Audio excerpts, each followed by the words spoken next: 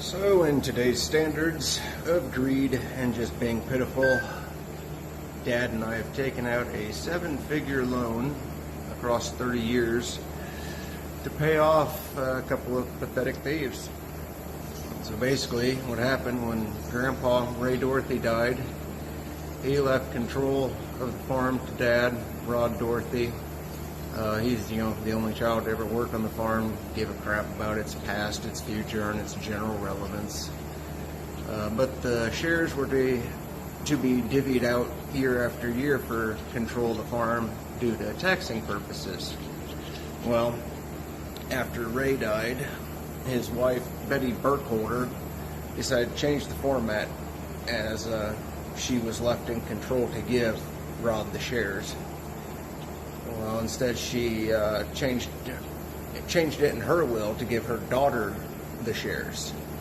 And of course, after Betty died, Joy shortly died after. And then her husband Jim Howarder, a man who's never earned a dollar on my farm, was in control, and he wanted his money now. So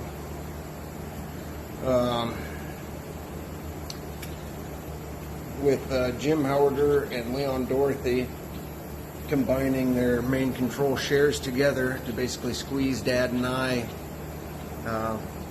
for money, we were forced to pay out $1.5 million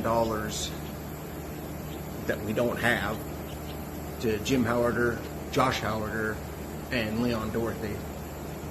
That way their kids can have an inheritance that I will personally pay for the rest of my life. Betty Burkholder died in 2016.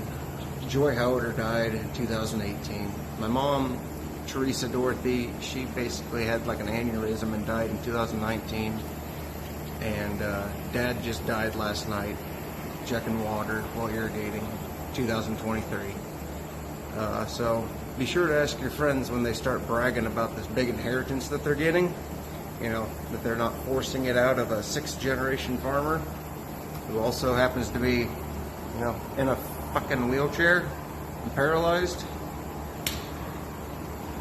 I'm taking out a 30-year loan to pay their inheritance, and I'm also going to end up paying the bank over $3 million just in accrued interest. So, ask your friends and make sure they're not the most pathetic type of person to ever exist. I guess you're fucking welcome. 'Cause my monster's out.